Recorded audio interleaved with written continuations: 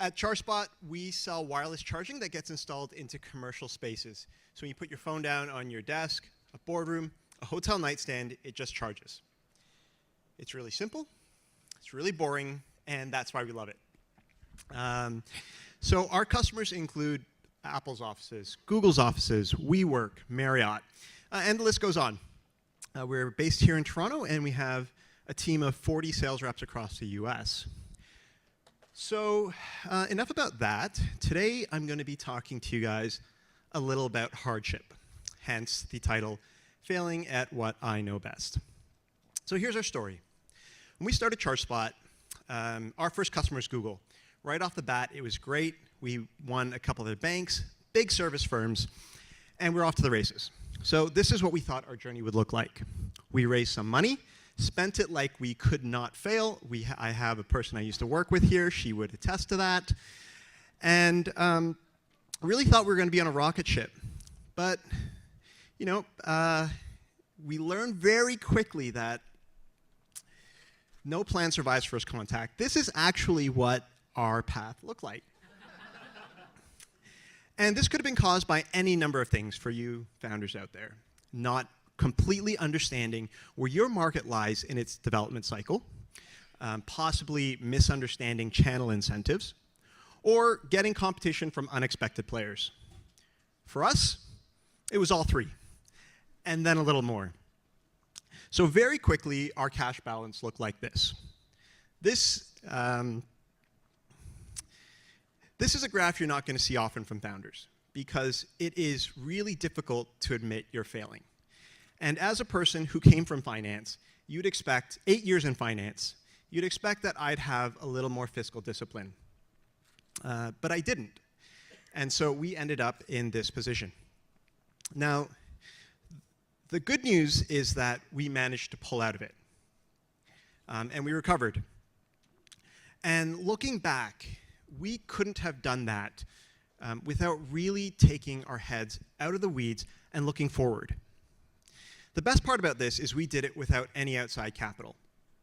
And that's important because if we had taken capital at the time, it would have been really expensive. So what we learned from here was that it was really important to look forward. Actually, we got so good at looking forward, our forecast could tell us the impact of every decision we made and how our cash balance would change. That's the power of a really good model or forecast. It taught us how to run the business and how to make really good decisions. But that wasn't easy.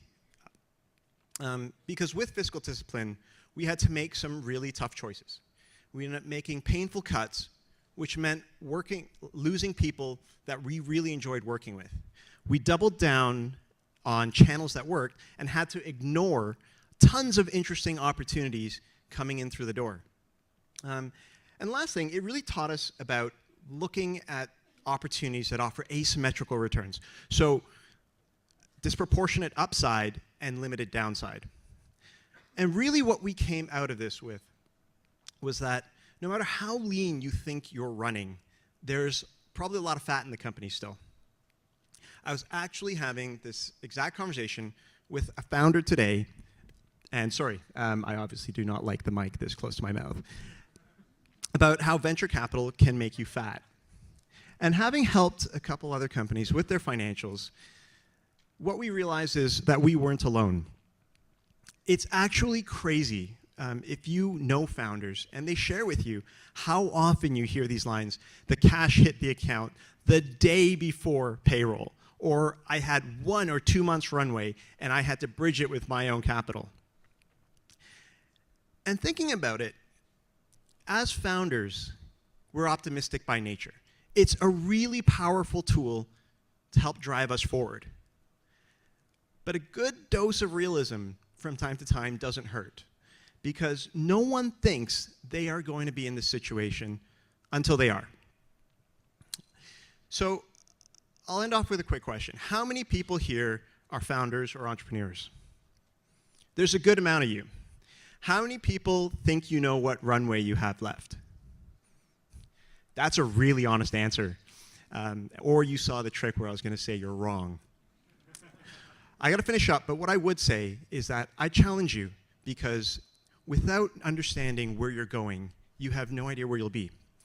And a couple hires and a couple bad quarters can change that position really quickly.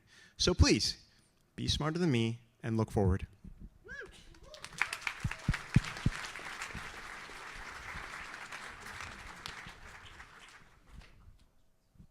Questions?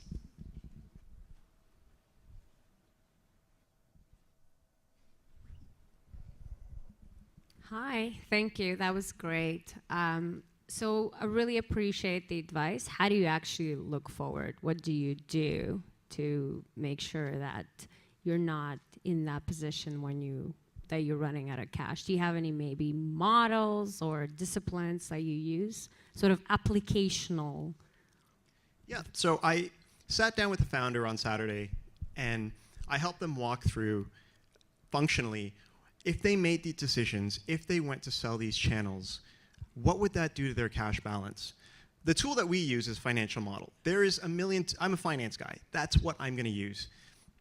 You can do it on the back of a napkin, but if you're making these decisions to spend or you're making these decisions to cut, you just have to know and think about the impact that it's going to have, not just today or in 3 months, but in 6. Because the decision isn't, I have $2 million in my bank account, I'm going to hire 10 dev. That's $2 million hiring 10 dev, understanding your growth is like this. But if your growth misses a couple quarters, your runway shortens from 18 months to 12, or 12 months to 6. And do you really understand how much time you need to go and raise a round? People think 3 months. If you ask Alex, who's an expert here, he'll tell you way longer than that, double, triple that, to actually get that cash in your account. The tool is really discipline in checking these things on a consistent basis. We do it now on a monthly basis. We used to do it on a weekly basis. It depends on how much room you have. But if you're checking it quarterly or annually, you're way too late because you need that time to readjust. Over here on your right. Hi there. That was very refreshing and very honest.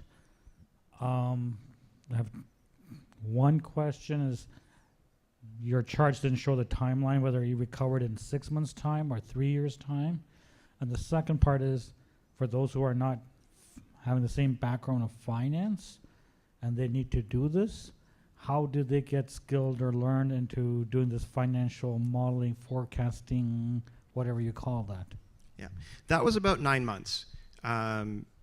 Maybe closer, like maybe 7 or 8. I actually pulled that chart from QuickBooks and graphed it for you.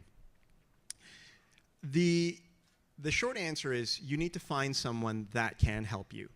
And I think the most challenging part about it is everyone thinks they know best. Really, finance is just plus and minus on a spreadsheet. You can figure this out. You can know that if you're going to hire 3 people, this is what's going to happen. If you miss your sales and you sell 10,000 versus selling 100, you can figure out what that's going to do. I think what people neglect is actually sitting down and thinking that through, because it's painful. I can't tell you how painful it is to sit down with your co-founder and say, hey, dude, I made a mistake. We're going to run out of money in 3 months. I think it's over. That's a very painful discussion to have. It's even more painful when you have to say that to staff and let them go, because it's your fault. You should have known. But there are always ways out of it, but it's that discipline that really gets you through it.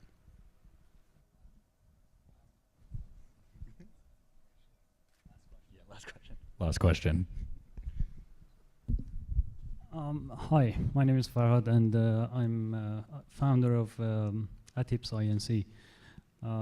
Actually, at the time that you started your projects, the one that you were sure that it would end up with something, did you accept funding from, I mean, did you have funding from other people, or did you take loans from banks, or what did you do? Did you sell part of your company to someone, or?